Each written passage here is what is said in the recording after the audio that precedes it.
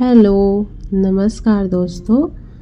मैं आ गई हूँ शेमलेस लव के एपिसोड 47 के साथ। उम्मीद है आप लोगों ने इसका पिछला एपिसोड ज़रूर पढ़ा होगा और आप लोगों को अच्छा भी लगा होगा।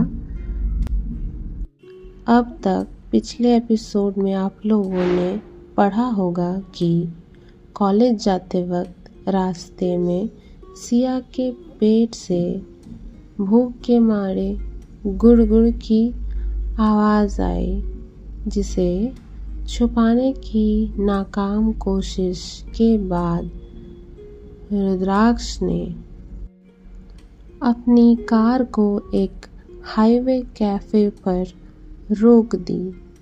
कैफ़े में हड़बड़ी में खाते वक्त सिया के होठों पर सॉस लग गई, जिसे रुद्राक्ष ने अपने अंगूठे से साफ किया। रुद्राक्ष के इस केयरिंग अंदाज से सिया के दिल में हलचल मच गई।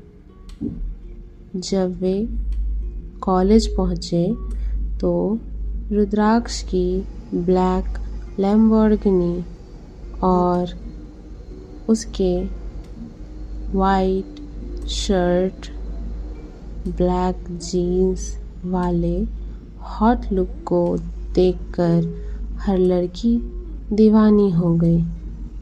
लड़कियों को रुद्राक्ष को इस तरह घूरते हुए देख सिया को पहली बार जलन का एहसास हुआ। फिर वहाँ मौजूद डीन जब सिया की स्पेशल एक्स्ट्रा क्लास की बात करते हैं तो रुद्राक्ष सीधे मना कर देता है और उसे नॉर्मल क्लास अटेंड करने के लिए कहता है। रुद्राक्ष के इस फैसले से वीआईपी ट्रीटमेंट का डर खत्म होने पर सिया राहत की सांस लेती है और रुद्राक्ष के हुक्म पर अपनी क्लास की तरफ बढ़ जाती है।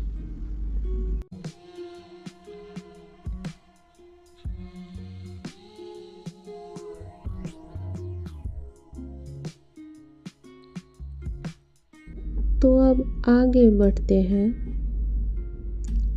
लेकिन जैसे ही सिया ने क्लास के अंदर कदम रखा, उसे माहौल बदला बदला सा लगा। ऐसा लग रहा था कि पूरे कॉलेज और क्लास में यह खबर आग की तरह फैल चुकी थी। हर कोई सिया और उस लड़के यानी कि रुद्राक्ष के रिश्ते को लेकर अपनी अपनी मनगढ़ंत कहानियाँ बनाने लगा।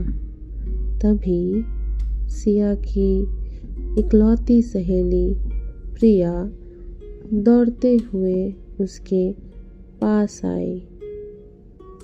प्रिया की आँखों में ढेरों सवाल थे। उसने सिया को कोहनी मारते हुए धीरे से पूछा, यार सिया, वो हैंडसम हंक कौन था और तू सुबह सुबह उसके साथ इतनी महंगी कार में क्या कर रही थी? मुझे सब सच सच बता।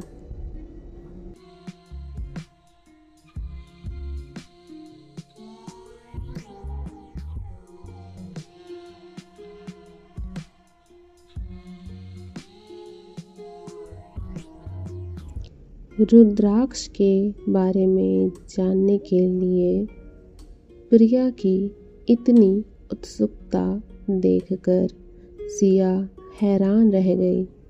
पर इससे पहले कि सिया के मुंह से एक भी शब्द निकलता या वह प्रिया को कोई जवाब दे पाती, अचानक पीछे से एक जानी पहचानी आवाज़ उनके कानों में पड़ी। वह उसका भाई है। यह सुनते ही सिया के दिल की धड़कन मानो एक पल के लिए रुक गई। उसने घबराकर पीछे मुड़कर देखा तो वहाँ रोहित खड़ा था। रोहित आगे आया और सिया के बगल वाली सीट पर बैठते हुए बड़े कैजुअल अंदाज में बोला, वो इसका भाई है प्रिया, इसलिए तुम्हें इतना ज़्यादा ओवर रिएक्ट करने की कोई ज़रूरत नहीं है।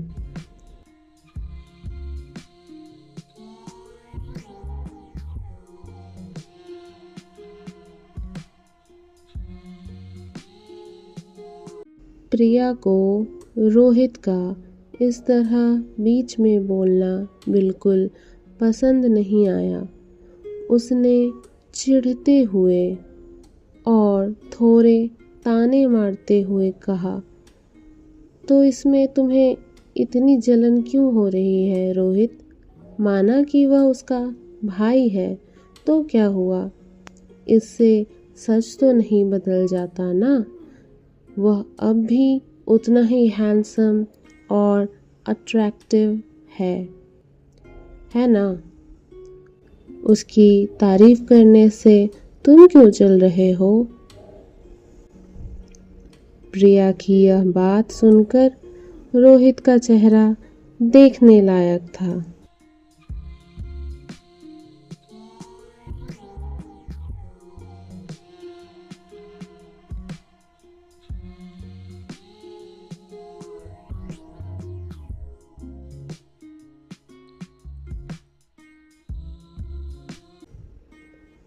वहाँ प्रिया और रोहित के बीच बहस चल रही थी, लेकिन यहाँ सिया के दिमाग में एक अलग ही तूफान चल रहा था। बार बार उन दोनों के मुंह से भाई शब्द सुनकर सिया के सब्र का बांध टूट रहा था। उसे अंदर ही अंदर एक अजीब सी घुटन महसूस हो रही थी, क्योंकि अब तक रुद्राक्ष और उसके बीच जो कुछ भी हुआ था, जो भी एहसास और पल उन्होंने साथ बिताए थे, वह इस भाई बहन के रिश्ते के दायरे में एक बहुत बड़े गुनाह की तरह लग रहे थे। यह ख्याल ही सिया को अंदर से झकझोर रहा था और उसे खुद से नफरत करने पर मजबूर कर रहा था। अपनी इसी बेचैनी और गुस्से को छिपाने के लिए वह तुरंत रोहित और प्रिया पर चिल्ला पड़ी, तुम दोनों प्लीज़ चुप हो जाओ, शांत रहो और मुझे शांति से अपनी टेस्ट की तैयारी करने दो।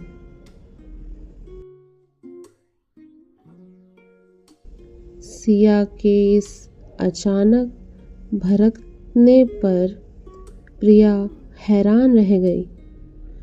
उसने सिया को ऊपर से नीचे तक घूरते हुए पूछा, ओह गॉड, अब तुम्हें क्या हुआ? तुम इतना क्यों चिढ़ रही हो? सिया गुस्से में अपनी किताब से नज़रें हटाते हुए प्रिया की बात का जवाब देने ही वाली थी कि तभी अचानक पूरी क्लास में एक सन्नाटा पसर गया। जो बच्चे शोर मचा रहे थे वो एकदम चुप हो गए। सिया ने अपनी नज़रें आगे की और देखा कि क्लास के सारे स्टूडेंट्स अपनी अपनी सीट पर खड़े हो रहे थे। सिया उस वक्त क्लास की सबसे आखिरी सीट पर बैठी हुई थी। आगे बच्चों की भारी भीड़ खड़ी हो जाने की वजह से उसे सामने मेन दरवाजे पर कुछ साफ दिखाई नहीं दे रहा था। वह बस इतना अंदाज़ा लगा पा रही थी कि शायद टीचर आ चुके हैं। सिया भी बाकी बच्चों के साथ अपनी जगह पर खड़ी हो गई। सबकी नज़रें क्लास के मेन दरवाजे पर टिकी थी। दरवाजे से कॉलेज के डीन आए। उनके चेहरे पर हमेशा की तरह कड़क और संजीदा भाव था, लेकिन अभी उनके हाव भाव में एक अजीब सी सतर्कता भी थी और वे थोड़े असहज भी लग रहे थे। तभी डीन ने एक कदम पीछे हटकर किसी को आगे आने का रास्ता दिया, जैसे वह कॉलेज के असली मालिक का सम्मान कर रहे हो। लेकिन अगले ही पल जो कुछ सिया की आंखों के सामने हुआ उसे देखकर सिया के होश उड़ गए। उसके दिल की धड़कनें इतनी तेज हो गईं मानो सीने से बाहर आ जाएंगी, क्योंकि सामने से डीन आ रहे थे और उनके ठीक पीछे पीछे रुद्राक्ष भी क्लास के अंदर दाखिल हो रहा था। उसका अंदाज बिल्कुल किसी राजा की तरह था। रुद्राक्ष की चाल में एक गजब का आत्मविश्वास और रौब था। उसकी लंबी कसरती कदकाठी और रौबदार पर्सनैलिटी ऐसी थी कि आखिरी सीट पर खड़ी सिया को वह बिना किसी रुकावट के साफ नज़र आ गया था।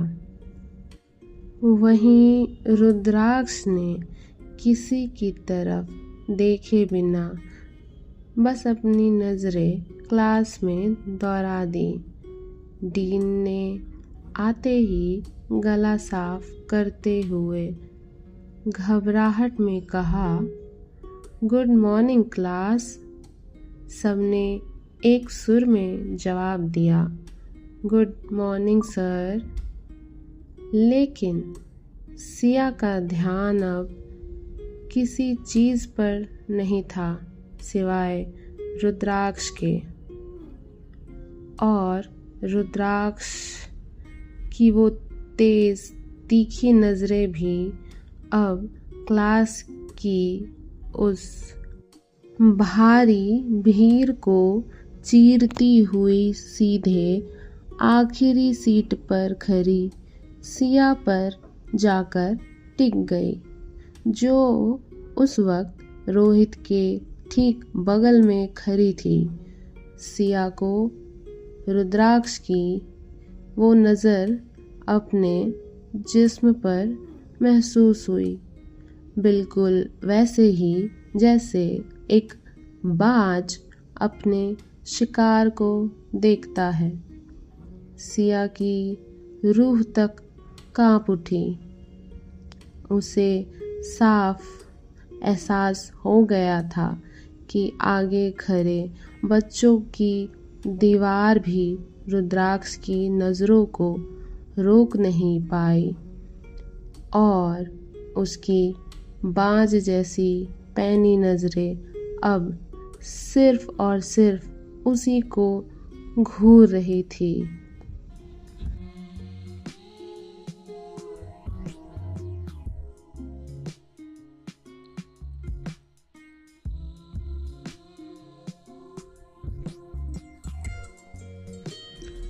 दरअसल रोहित को सिया के इतने करीब देखकर रुद्राक्ष का खून खौल उठा था। रुद्राक्ष ने एक पल में रोहित को पहचान लिया था। अब उसका गुस्सा इस कदर बढ़ चुका था कि अगर वो चाहता तो तबाही मचा देता, लेकिन उसने क्लास के सामने खुद पर काबू रखा।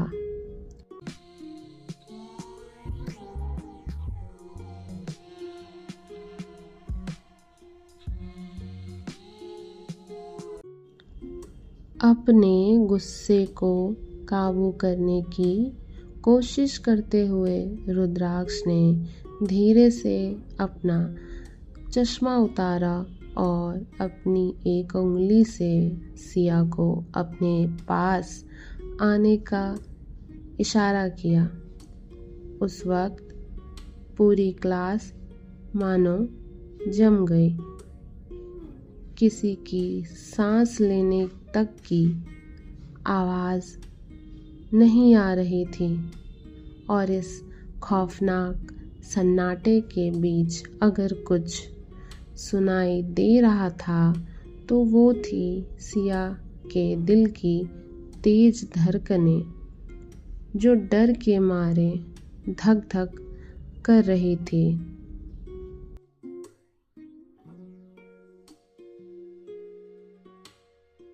सहमते हुए कदमों से सिया धीरे धीरे कदम बढ़ाती हुई आगे आई। रुद्राक्ष वहीं खड़ा था। उसने सिया को सिर से लेकर पैर तक अपनी उस कातिलाना नज़रों से देखा, जैसे वो उसकी रूह को नाप रहा हो, और बेहद ठंडी और भारी आवाज़ में पूछा, तुम वहाँ पीछे क्या कर रही थी?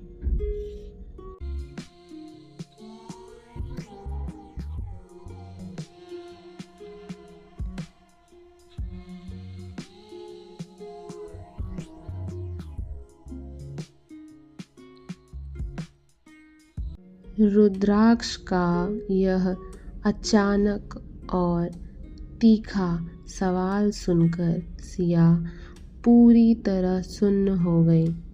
उसे समझ नहीं आया कि वो क्या जवाब दे। उसने सहमी हुई सवालिया आँखों से रुद्राक्ष की तरफ देखा। डर के मारे हकलाते हुए उसके मुंह से सिर्फ एक ही लफ्ज़ बुदबुदाहट बनकर निकला, क्या? मैंने पूछा, तुम वहाँ पीछे क्या कर रही थी?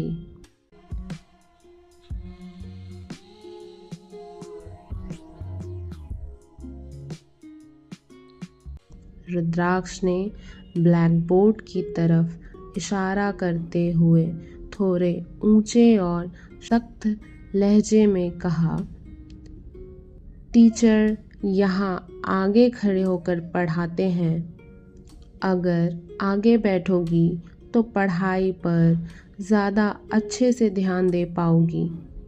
तो फिर तुम इतनी पीछे क्यों बैठी थी?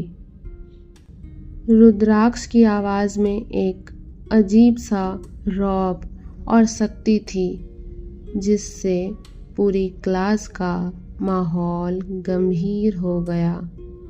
सिया मन में सोचती है, हे भगवान, ये अचानक मुझे ऐसे क्यों डांट रहे हैं?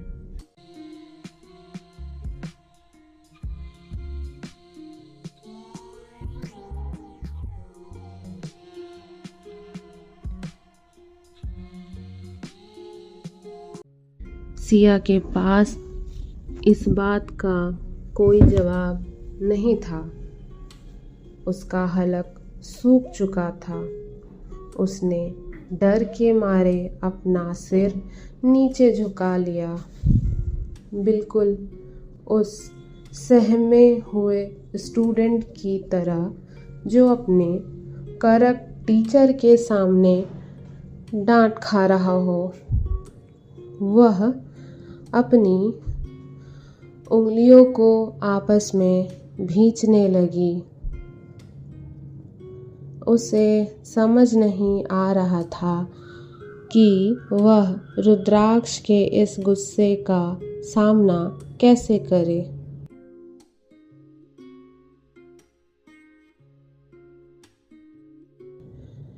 क्योंकि वह जानती थी कि रुद्राक्ष खुराना के गुस्से से बचना नामुमकिन है। तभी रुद्राक्ष ने बिना वक्त गवाए सीधे क्लास की सबसे आगे वाली सीट पर बैठी लड़की की तरफ इशारा किया। रुद्राक्ष का इशारा देखते ही वो लड़की खौफ के मारे तुरंत एक तरफ खिसक गई। उसने एक पल भी वहां रुकना ठीक नहीं समझा।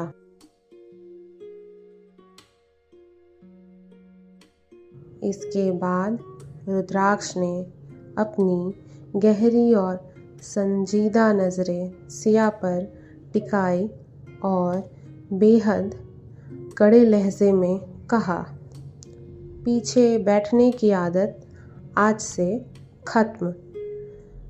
जाओ और वहां बैठो।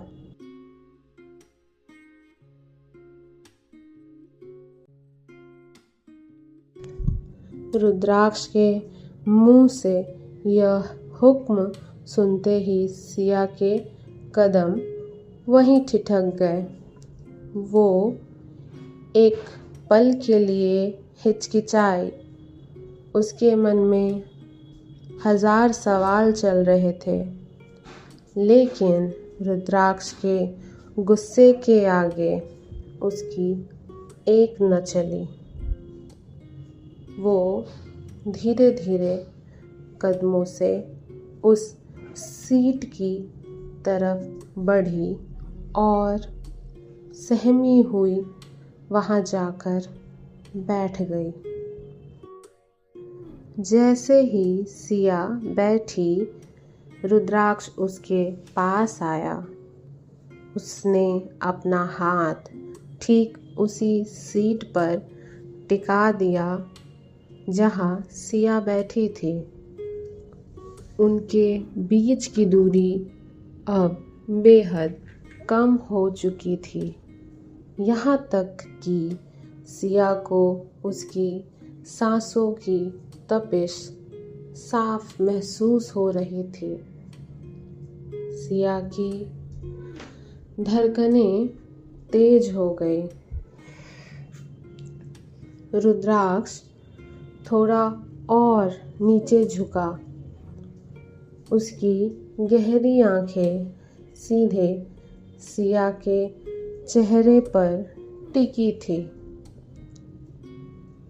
उसने रोहित की तरफ एक चेतावनी भरी नजर डाली और फिर सिया के कान के पास झुककर एक भारी और ठंडी आवाज़ में कहा, आज से और इसी वक्त से तुम सिर्फ और सिर्फ यहीं बैठोगी इस लड़की के साथ। तो इसी के साथ आज का ये एपिसोड यहीं ख़त्म होता है। माफ़ कीजिएगा देरी से अपलोड करने के लिए। मेरे कहानी को प्रोत्साहन दीजिएगा। रुद्राक्ष के इस फैसले और मालिकाना हक के पीछे क्या सिर्फ गुस्सा था या जलन? कमेंट में अपनी राय ज़रूर बताएं। अगर कहानी अच्छी लगी हो तो प्लीज़ लाइक करें और मेरे चैनल को सब्सक्राइब ज़रूर करें। धन्यवाद।